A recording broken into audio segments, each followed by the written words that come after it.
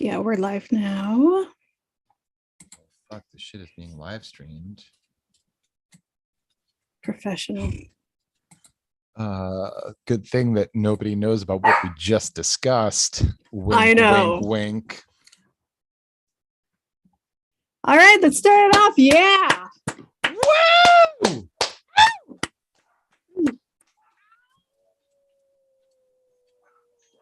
Oh! Nice.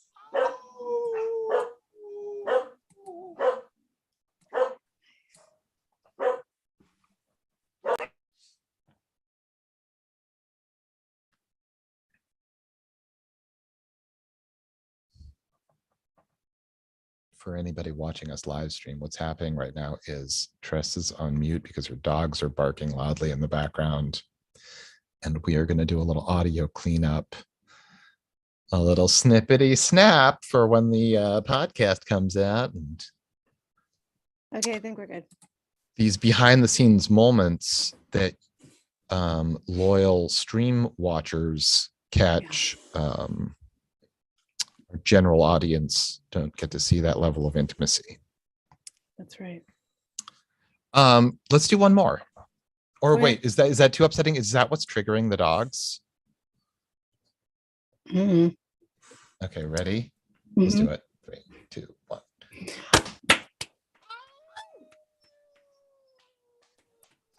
Ow! Whoop, whoop. Yeah, we're good. Welcome, everybody. This is On Fire Tonight. I am Tressa. And I'm Josh. I like to read. I'm Tressa, and I'm fucking illiterate. I'm a dumb fucking idiot. That's what I wanted. Thank you. I'm a fucking clown. I dropped out of the 2nd grade. That's just I'm dumber than a fucking rock. My name is Tressa. Have you been talking to the people I went to grade school with? Because rude. Hey guys, we're talking about What We Do in the Shadows, season 1, episode 3. Which was called Werewolf Feud. That's right. It's all right, so anybody who's tuning in and has not seen this episode, we are going to spoil everything. We're just going to talk about the episode and like whatever other shit is tangential that comes up. Like, it's clear if you've been listening to this show at all. And we know you haven't, so just listen up. Yeah, like I know that I'm talking to myself, but in case anybody is accidentally listening to this show, you probably know by now that I basically am Colin Robinson. I go on tangential. I just talk about other shit. It's a Paul Sims how to win at conversation type thing that I wasn't aware that I was doing. Classic. Yeah, I'm just I'm an appreciator of the arts. I will start singing in the middle. Yep. So yeah, Werewolf Bar Mitzvah, spooky, scary, boys becoming men, men becoming wolves. I don't know what that is. Holy shit! Okay, so just a quick explanation. The show 30 Rock, which has created by Tina Fey and starring Tracy Morgan as Tracy Jordan, an insane movie star who in sort of in the mold of Eddie Murphy making clump movies, like had famously done any sort of exploitative thing to make a buck, including he cut a record that was like, you know, that Black Eyed Peas song where they yell Mazel Tov and they just play it at bar mitzvahs? No. Okay, there's a group called the Black Eyed Peas, Okay. And in one of their songs, they yell Mazel Tov. And it's played at every single bar mitzvah. So in an effort to capitalize on that filthy bar mitzvah lucre, the character Tracy Jordan cut a novelty bar mitzvah Halloween song called Werewolf Bar Mitzvah. And it's like, it's a funny bit on the show, but then they also recorded like a full length song for it. And it's great. It's a treasure. Does that get played at bar mitzvahs? I don't know. I haven't been to a bar. If I might have been to one or two bar mitzvahs since that was a thing, but I think that that's really just for the comedy fans, not the bar mitzvah DJs, unfortunately. And I gotta say, like, bar mitzvah DJs, if you get a good one, it's like the greatest night of your life. Wow. Have you gone to bar mitzvahs ever? I have not. Okay, so a bar mitzvah could be a lot of things, but one thing that they are is like an expensive, lavish party that's kind of like a Sweet 16, like, but in the model of My Super Sweet 16 on MTV. If you ever watched that show, it was all about over the top. I'm aware of it. I never watched it, but yes. Like dumping money on it. I do. I know what a bar mitzvah is. I've just never been but the bar mitzvah party separate. So no, I'm familiar. I'm not a total idiot, but I just never went to one. That's okay. That's all right. You may find yourself at some point invited to one for or maybe not. I don't know. I don't know children. Well, no, but like if you know the parents or of children. So like bar mitzvahs and bat mitzvahs, like often people invite hundreds of people to these things, and the entertainment, I mean, you might have a shitty one. Like I had a shitty one when I was a kid, but then my cousin's kids started getting old enough to have bar and bat mitzvahs of their own, and their parties are like some of the best parties I've ever been to in my life. Nice. And I'm not exaggerating. And like a masterful MC and DJ at an event like that. I mean, I've seen bar mitzvah DJs where I was like, if this guy were a cult leader, I would join today. Nice. Okay, my big question. Do the guests get commemorative t-shirts? There's often like a goodie bag or a treat or a something. And do they get t-shirts? That might be a thing. Yeah, I mean, just want a t-shirt. Yeah, I think a t-shirt would be like a probable type of gift. Like, you know, I attended Jacob's bar mitzvah. Maybe the year I watched Jacob become a man.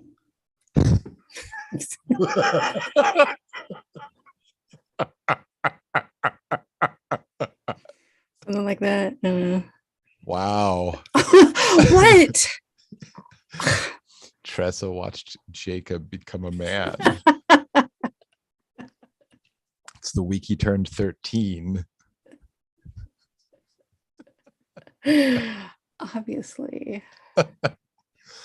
So anyway, the song Werewolf Bar Mitzvah, which is partially written and partially performed by Donald Glover, who was a writer on 30 Rock at the time, but also because Tracy Morgan apparently was not always available for all the pickups on it, and Donald Glover did a really good Tracy Morgan voice. Like a bunch of that is him. That's, you know, Childish Gambino. Doing his best impression of Tracy Jordan doing Tracy Morgan. Beautiful. Yeah. No, I'm going to keep it that way. It's fine. Okay, that's fine. Yeah, it's all good. Anyway, I liked that show and I liked that bit and I love that song and it's in like half a dozen or more of my playlists. Wow. It's appropriate to a lot of things. Nice. Is it? Absolutely. Halloween and bar mitzvahs. That's, yeah, full list right there. I mean, if you're like me, you're listening to Halloween novelty songs like all year round. And there's like at least 3 of those. I have a playlist that I'll send you. It's hundreds. I'm not even joking. You know who Zachary was? He was like an early horror host, like Vampira. And he recorded a whole bunch of like Monster Mash ripoff, like novelty songs, like albums worth. He's got some amazing ones, but he's not alone. There are just a ton of them. I'll send you some. Okay. This is going to be fun for our audience. Like, what the fuck am I listening to? Are they going to talk about the stupid TV show that I watched and enjoyed? Why the fuck am I? Why am I listening to some Jew talk about his bar mitzvah? Well, this is why. I don't have an answer. Because we're going to talk about Laszlo's sculpture garden.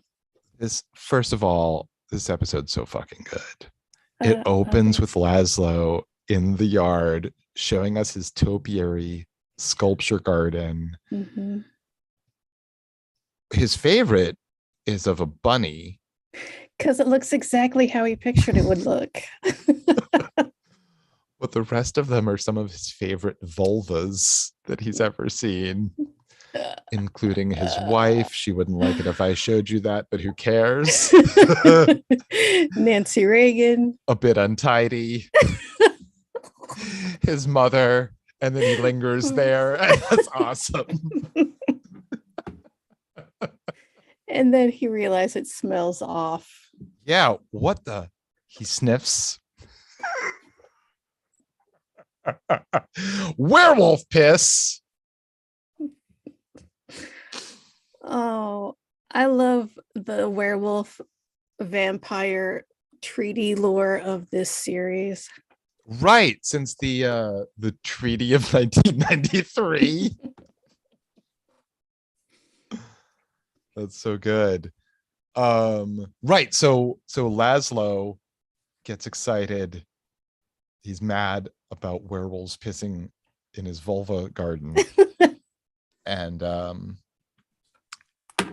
he has a werewolf trap, which is like a bear trap, but like uglier and more gruesome. I thought it was nice. I mean, it's stylish. Sure. So he sets that in the garden, and Nadia is giving us a tour of some of her taxidermy. But first we get to Colin Robinson at work, and there's a new employee. So this episode is actually chock-a-block with some great guest stars, not the least of which is the amazing Vanessa Bayer. Yes. You know her from SNL. You know her from I Love That for You. She's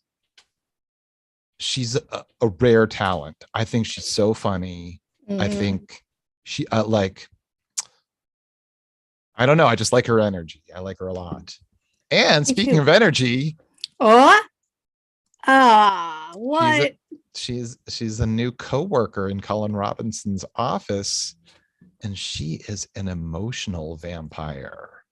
Evie, what? Her name is Evie Russell. Evie, emotional vampire. So the two of them are trying to feed on the office, and they're fighting over draining people, at one point chasing a guy into the bathroom, and like Colin Robinson slides under under the fucking bathroom stall door to continue the conversation that this guy has been fleeing. It's like, oh, so not a toilet paper on the seat dude, not a toilet protector dude. And so Vanessa Bayer's character is all about getting pity from people, and her whole, like, all of her sad stories of like, Man. I was wearing this dress when my sister got her cancer diagnosis. Oh fuck, there it is again. That's the C-bomb. What? Everything an emotional vampire does, or an energy vampire does, comes down to winning at conversation. Shut up. I swear to God, like, it's, yeah, this is our hero, Paul Sims at work. Anyway, it's wonderful. And so they're dueling for the energy of the people in this office until they come to a climactic run-in with each other, where they're both trying to feed off of each other, and they're like levitating further and further off the ground. Yeah. Until they both just collapse because they both fed off of each other, because emotional vampires can do that. And then they decide, what if we hunted together? What? So we get to see them go to dinner together and bore the shit out of the waiter. Oh God, like the combination of the two conversations that are melding into one with a waiter is such a beautiful orchestra of horror. It's so good. It's a marriage of convenience, because she's got Munchausen by proxy, but he does actually get sick sometimes, but nobody believes him. Did you know that? Oh, it's so fun. I love it. I love it. So we get to see the crypt, I think is what she called it, which I didn't. All right, Natasha is showing off for taxidermy. Oh, but wait, there at the beginning we also get introduced to Sean, played by Adam Atamanek. I don't know if I'm pronouncing that correctly. That's the next door neighbor. Oh yeah. And he'll be like a recurring character. So that's so you might recognize him from he played Trump on the President Show, if you ever watched that. It was a very funny high concept show where what was his name? His real name is Adam Atomian. Nope. Atomian. I know who you're talking about now that you said Trump, because that was his whole character for really long. I remember hearing an interview with him and people asking him like Anthony Atamiak. His name is Anthony Atamiak. Okay. My bad. I'm an idiot. I think it's the same guy that I'm thinking.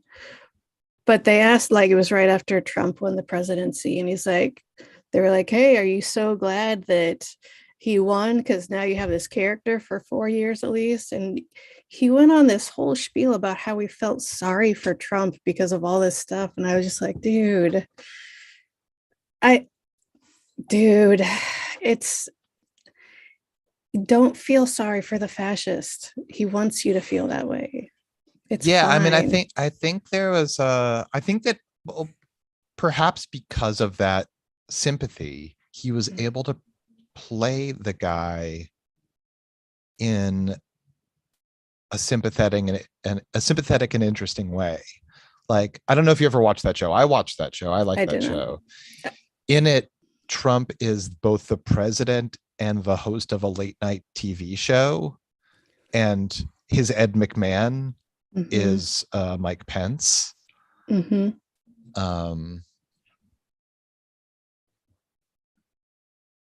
Anyway, long story short, that actor plays Sean, the next door neighbor.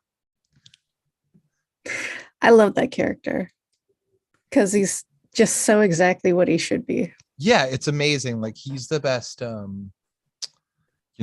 That's sort of the most Staten Island that we get, is like a glimpse into that guy's regular life. Yeah. Like his Super Bowl party. Selling pillows.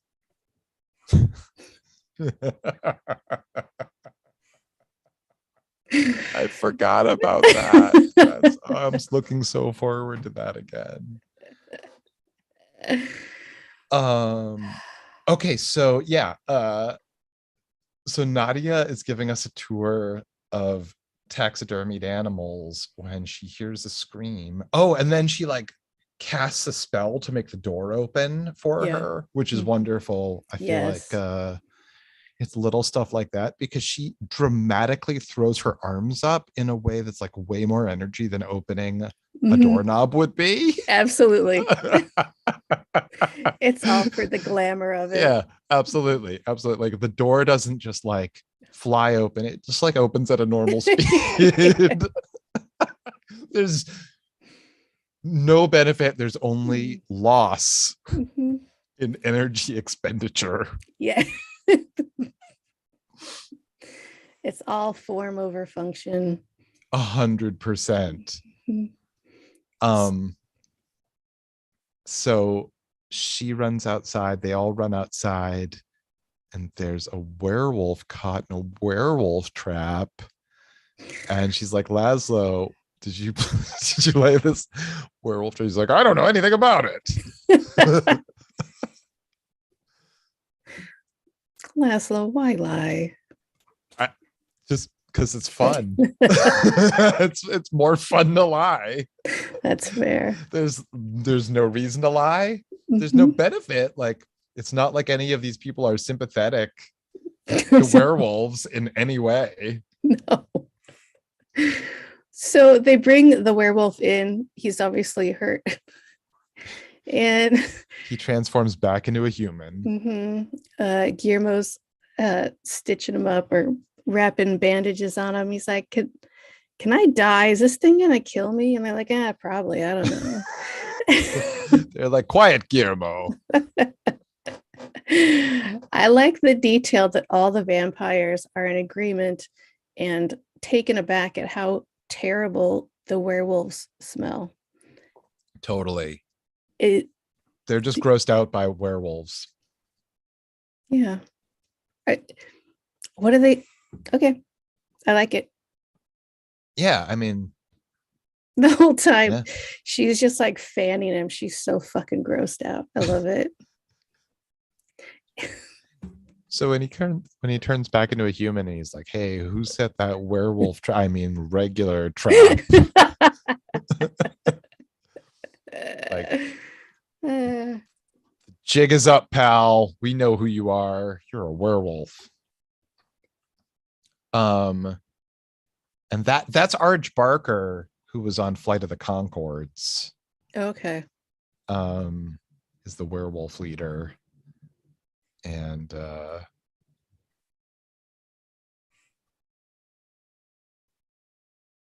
think this is when we find out about the treaty.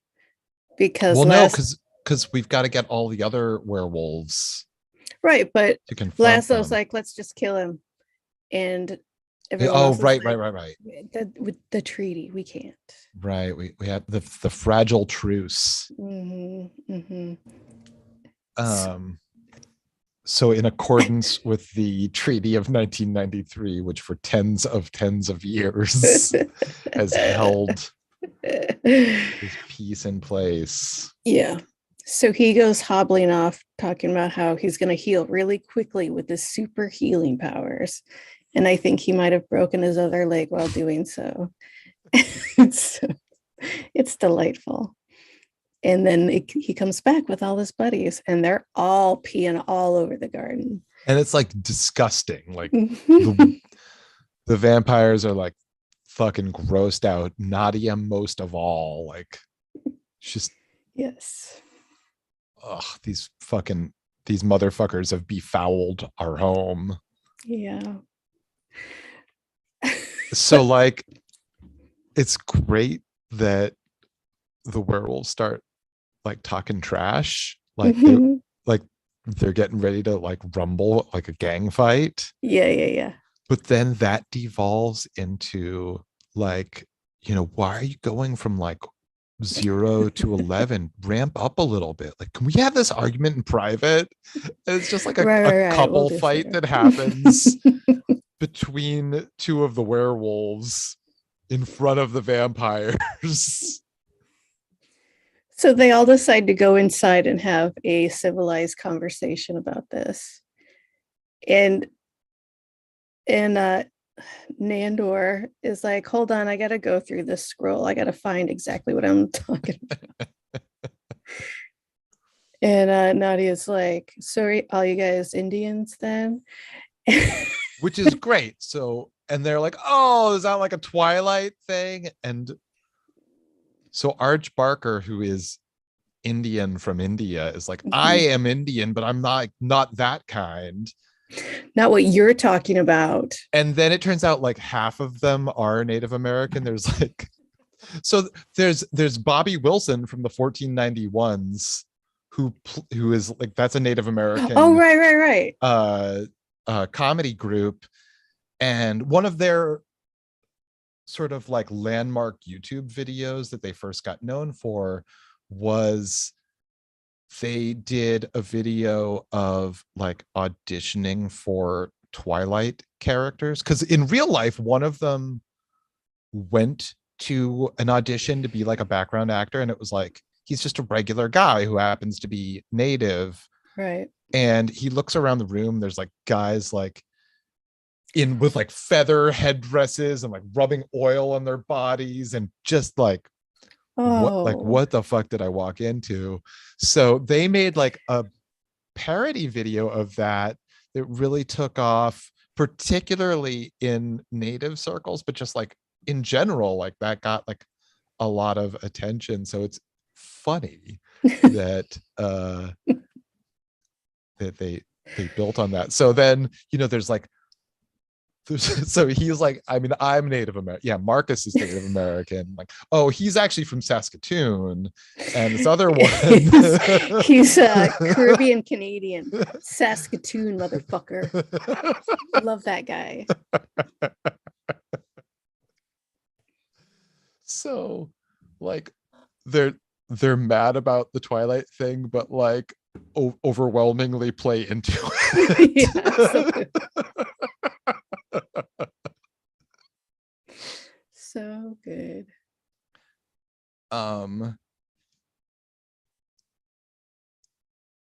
So they go through the scroll to decide how to settle their beef without breaking the treaty. Yes.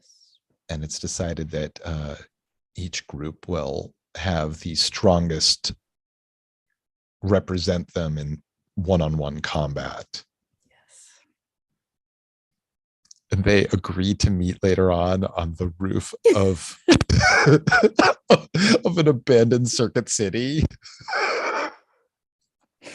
The way they announce where they are is with such grandeur. I love it so much. Meanwhile, before we get into the battle, because it's brutal. It's one for the ages. Colin Robinson and Evie are a couple, and they're just taking over the world with their energy and emotional vampirism. I said it. Awesome. Delightful. Yeah, I think I and all of our 2 audience members are really excited for you to get the words out, you dumb fucking moron. Hey, I'm illiterate, so you gotta give me credit for when I say a word correctly. I only read it and I can't, so there.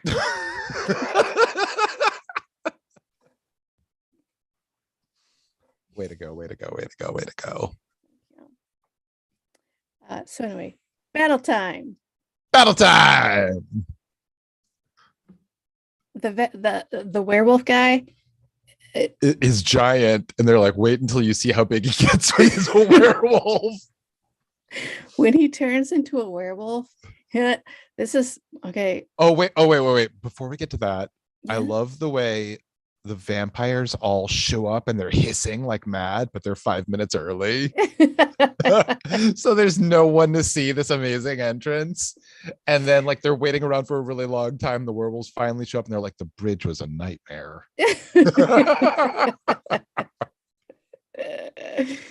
Relatable. So werewolves are just like us. This might be a little too niche, but when he turned into a werewolf to start fighting, his face was so weird looking, and his body, because it wasn't a full moon, so he was like a weird werewolf. I mean, I guess that's why he looked weird to me. And his body was obviously like, this guy doesn't need a full moon. I know, he just needs to think about a full moon. He has a great imagination. I know, he's great. But his body looked very much like a suit instead of in like a gorilla costume. Yes. Yeah. But it was all very reminiscent to me of Billy Bob from a Rockafire Explosion from Showbiz Pizza Place. Are you familiar? No, I don't know any of the words you just used. Okay. Well, you're familiar with Chuck E. Cheese? Yes. Oh, wait, this is the Midwestern chain, many of which got bought out and turned into Chuck E. Cheese. Correct. Right? Correct. Billy Bob. Was it Billy Bob? Yeah. Billy Bob was the lead of this animatronic band called the Rockafire Explosion at Showbiz Pizza Place. And he was a bear, and he just looked gross and animatronic because he was animatronic. That's it. Questions? Yeah. I mean, I would love to. Okay, so I have a bunch of close friends who grew up in Wisconsin, and they will sometimes throw around a reference to Showbiz Pizza, but I've never really dug in with them. So I would love to know. So okay, Chuck E. Cheese. Charles Entertainment Cheese. Correct. When I was a kid, and this is not true anymore, when I was a kid, Chuck E. Cheese was like the most fucking awesome place to go as a child. It was dark and filled with video games and skee ball, and there was like this maze that only children could even fit in, that you like would run around and get lost in, and eventually like slide down near the skee ball things. There was a pizza room with an animatronic band of Chuck E. Cheese and his cohort. There were ball pits and like things to climb on, but indoors. And this was like back when people still smoked inside restaurants. Yeah. So like kids are running around, their parents are eating shitty pizza and smoking cigarettes. And drinking wine from a tap. Yeah. Like, so, you know, they definitely served beer and wine as well as soda. You know, kids are getting all hopped up on a sugar high. Their parents are just struggling to get through this fucking thing. So like, you know, going to that at age 9 was a dream. And then many years later, I happened to be in the neighborhood of my old Chuck E. Cheese, and I hadn't visited it in decades. I go inside. Wait, how old were you when this happened the second time? The second time, like, I mean, this is like less than 10 years ago. Okay. So I go there and I'm like, Wait. One more question. Yeah. Were you by yourself? Yes. Okay. Before you continue, Yes. the Chuck E. Cheese's Uh-huh. in our neck of the woods, no single male can come into a Chuck E. Cheese without children. That makes total sense to me. Yeah, because that's creepy as hell, Josh.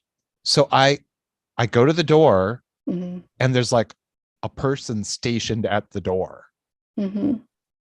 And I was like, this is the Chuck E. Cheese I used to go to when I was a kid, and I haven't been back since I was a little kid. And she lets me in, even though it's like not part of the rules, because she can see my mind is kind of blown by like what I'm seeing. And she's like 12 and she's not good at her job. Keep going. I guess. I mean, I don't remember her because I was so amazed at how different this room was. Right. First of all, it's bright as fuck. Mm-hmm. Second of all, there's absolutely no hidden corner anywhere. Nope. Of any kind. It's all one massive room. Yep. There are like standalone video games. It's basically just a shitty pizza place / shitty arcade. Mm-hmm. And you immediately understand why all these changes have been made. Like, apparently I and my friends dodged like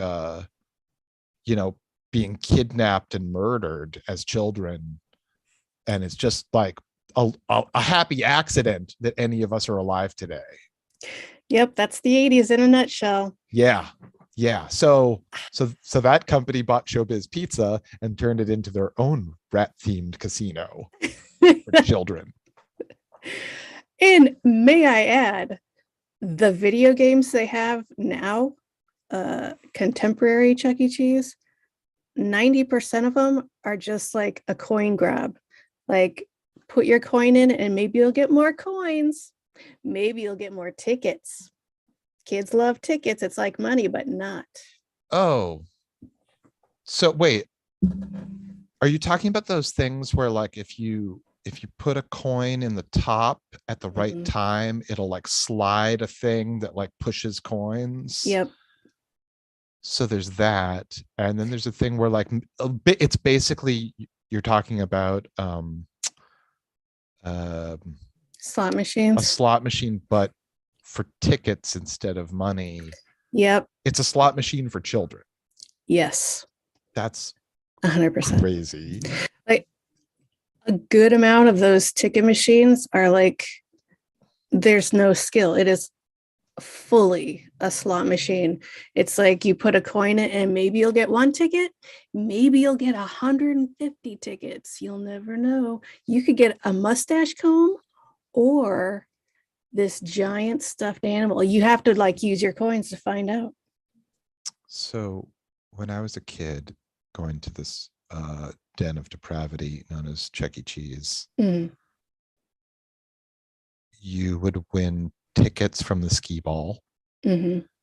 And sometimes they would have sort of like an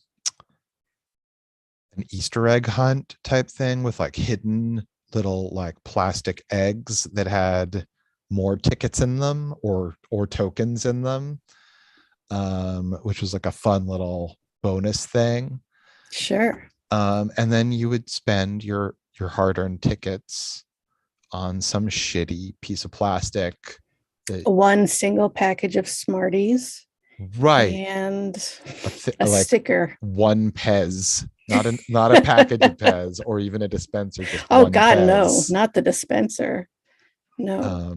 Yeah, their inflation inside that place was remarkable. It was yeah. That's like Singapore in the year 3000.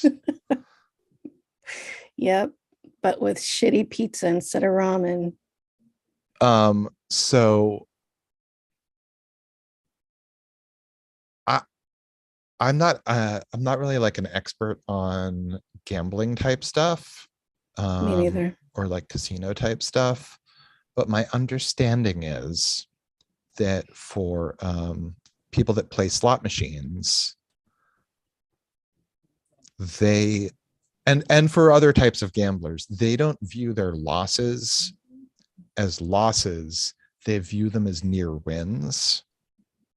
Because it's like you see 7-7, oh, cherry, I almost got it. Like try again, I almost got it. And so it's that mentality that has them feeding and feeding and feeding the machine, because they have that moment of hope that hangs in the balance of this machine. So or they're betting on a team, and it's like, you know, while the bet is in play and the teams are playing, like, will my team make the spread? Like it's this an incredible adrenaline high. So not necessarily logically, but No, emotionally. it's totally emotionally based, right? Like, so here's the thing. I am wired differently. I'm wired differently. I view Is it because you're Jewish?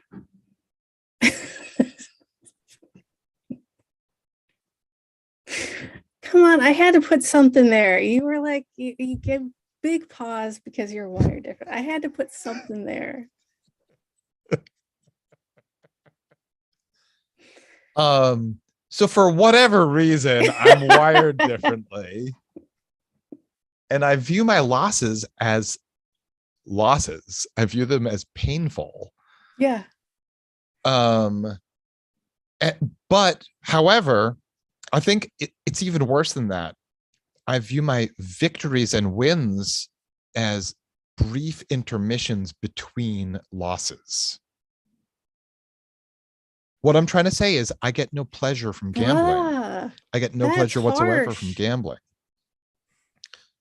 So some people, whether they're playing, you know, blackjack or poker or whatever it is, like there's some amount of skill and some amount of luck and there's some amount of strategy, and they like to apply themselves, or they just are along for the ride and it's all fun and games. And maybe just like whatever they spend at the casino is like, you know, I lost that money, but I had a good time and I'm happy for them. Like but that's not me.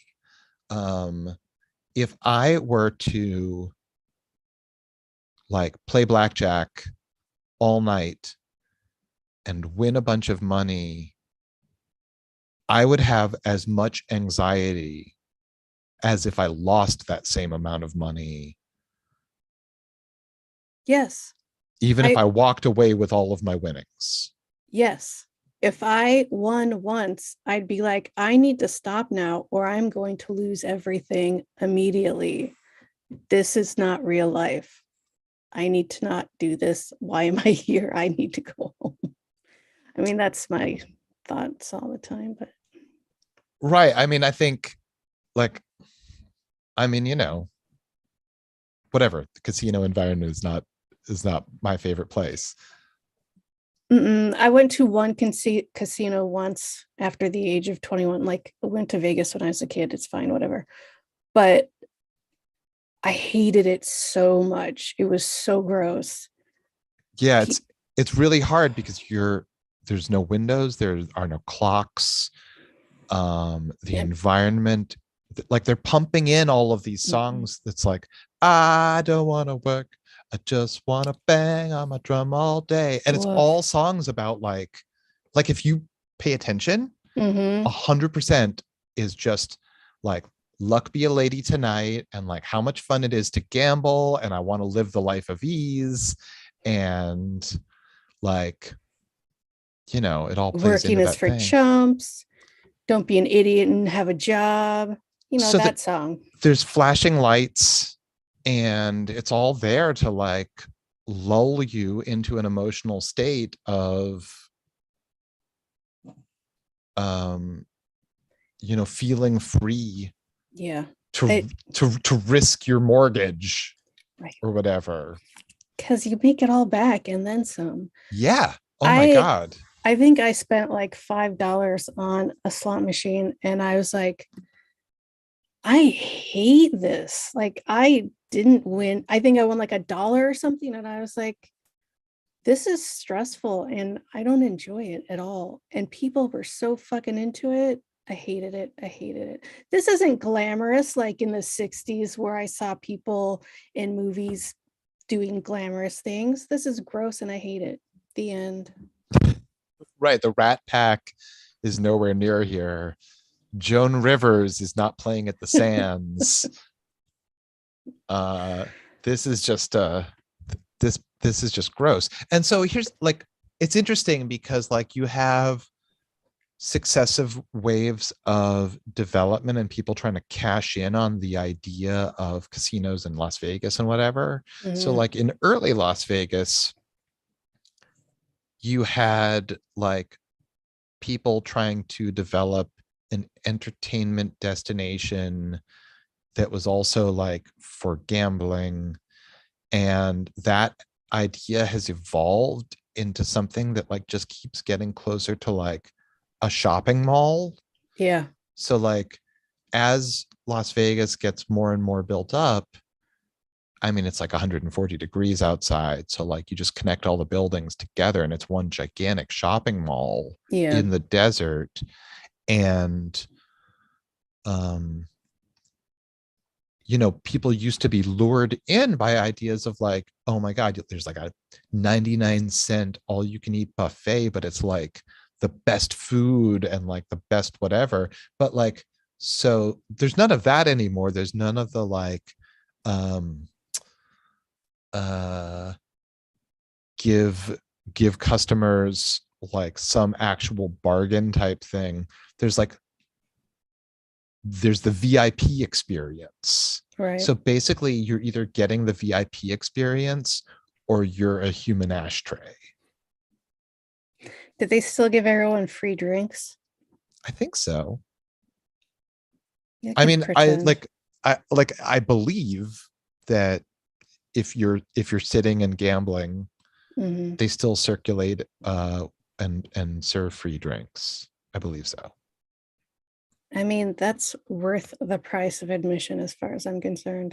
Right. I mean, I think that a lot of people who are not on the high or low end of like being a danger to themselves can go and be entertained by whatever game it is that they like playing, have some drinks, like laugh about the fact that they won or lost a nominal amount, and just like feel okay about it, I think. I mean, there's got to be those people. Those casinos are still around and doing great. There's got to be those people. I just don't understand them. Years ago, I met a guy who was like a computer programmer that worked for a casino, and like it was his job to like constantly work on and update and maintain the games, and like the algorithm on how often they paid out and how much they paid out. So like, you know, there's a level of chance to it, but like a little. You're more likely to win a jackpot on a Tuesday or a Wednesday, because of the way, I mean, at least according to this one guy I met, right, and according to the way his place of business did it, you're more likely if you're playing slot machines, because like it's a machine that's programmed, it's a computer that's programmed to like take your money and occasionally give you money. Occasionally. Right. I mean, the house always wins. Right. That's the whole point.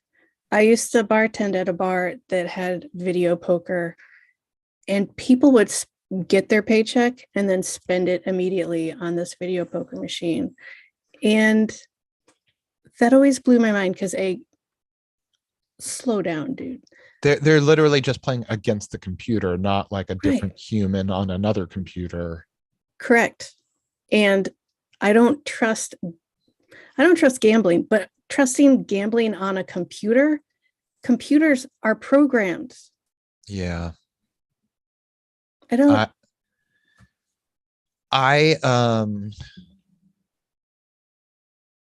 Yeah.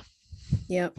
Yeah, it's so not for me. And it's so like, I mean, I've given it a try. I've tried like playing a whole bunch of those things, but like I learned as like a young person, like I don't enjoy this. Yes, going back to the original point, Chuck E. Cheese taught you.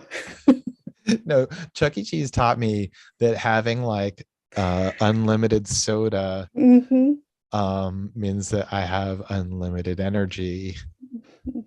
That's what I learned. And then as an adult, going back to that same building where like I had as a child marveled at broken animatronics, like nightmare. Yeah. Like I loved that when like the machines were broken, but they were like still like Kind of basically moving. sparking and Yes. twitching and Yes. completely out of sync with the song. I hated them. I could not look at them in the fake face. It grossed me out. But I did love that they existed. I don't know. I'm complicated, Josh. You are complicated. Thank you. Do you feel that way about all animatronics? I don't know. I definitely felt that way about the Rock of Fire explosion. Probably Charles E. Cheese as well. I don't care for it. I like kids focus animatronics. No, thank you. Mm-mm. Yeah, I mean, I get that they were like trying to do a country bears thing or whatever. Yeah. Um, But they like, weren't all country bears. It was just the one guy. Not that that makes a difference, but but also like why would that be a thing that children would like? you know, kids from the Midwest love bears that are hillbillies. Everybody knows that, Josh. Just hillbilly bears, just Mhm. simple kind. Do you ever see the movie Country Bears? No. It's amazing. In what way? So the movie Country Bears is Mhm. based on the animatronic Disney band of hillbilly bears. Mhm. In the movie, it's like the whole movie is a Save the Rec Center episode, God but damn it. like they're gonna lose their country bear venue or whatever, Their and jamboree. the jamboree takes place at this place that Oh, okay. like the bad guys want, and the main bad guy is Christopher Walken. Nice. It's like in full Christopher Walken glory, like we gotta beat these bears. Wait. Is this just like Country bears. He says that like 100 times in the movie. is this movie just Breakin' but with animatronic bears? It's what? Breakin'? Oh, I mean, anything that's a Save the Rec Center is the same thing as Breakin'. Yes. Okay. So Thank you. like, there's an amazing Save the Rec Center episode of What We Do in the Shadows coming up in season 2, I think. What are they saving? I don't remember. I mean, spoilers ahoy! It's for the volleyball team. Go Bucks. But yeah, so like anything that is quote unquote Save the Rec Center, it's that's the plot engine, that's the MacGuffin, is like we got to do all this shit to save the thing. There's like, did you ever watch the Ali G movie? I think I did, but it's been so long I don't remember anything about it. It starts off as a Save the Rec Center thing, and then like halfway through, it's like all this other stuff has happened, and he's like, "Oh yeah, I forgot about that other thing." Nice. Like he's in Parliament or something at that point.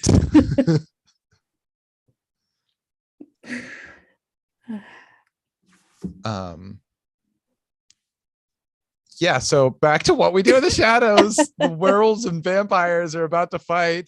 Nandor the Relentless, who we established in episode 2 not the brightest guy, but he's really good with an axe, but I wouldn't want him for my barrister. He is elected by the vampires to be their representative. And he has to choose a weapon. So he has a squeaky bone that he throws off the roof, and the werewolf just immediately chases it and crashes to the ground, and he whimpers. It's the noise he makes is so horrible. It's heartbreaking. And so the werewolves are like, I guess you win this round, vampires. And all the vampires take off his bats because Leaving easy Guillermo, travel. Right. And he's alone like, with the werewolves. right. And he's got to carry like 200 pounds of weaponry.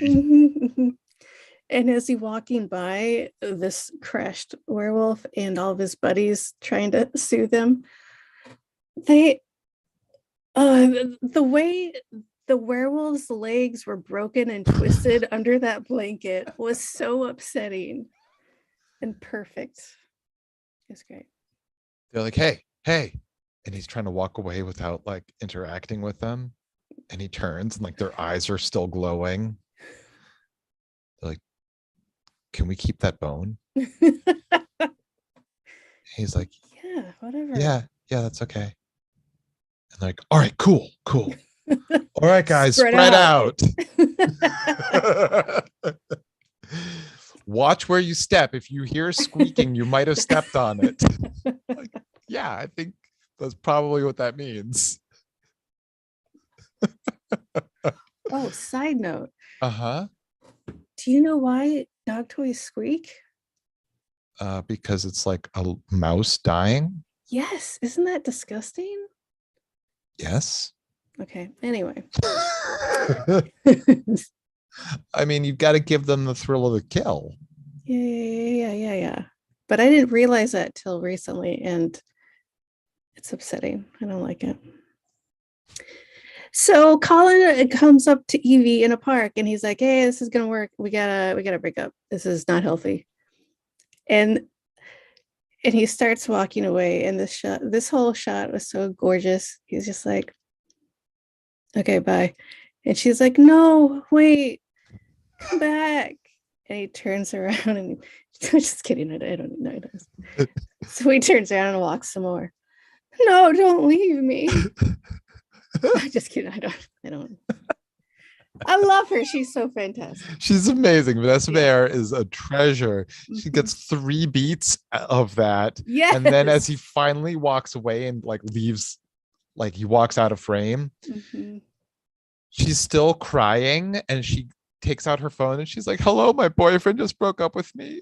I'm calling about my dry cleaning."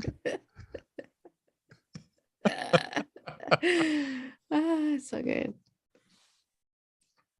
That's it. Guys, that's all the time we have. I'm so sorry. We got to cut this one short. Oh my God, we've been talking so long that it's like smoldering in the morning. You motherfucker. Love it. Tressa, you stupid fuck. The name of the show is on fire tonight. You dumb fucking bag of dildos. Thank you.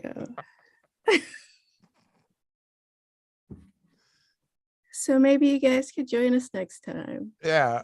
Find out more about how much fun bar mitzvahs are, or what Tressa's anti-Semitic views are. Look, I didn't know what you're going to talk about after that. You just said you were wired differently.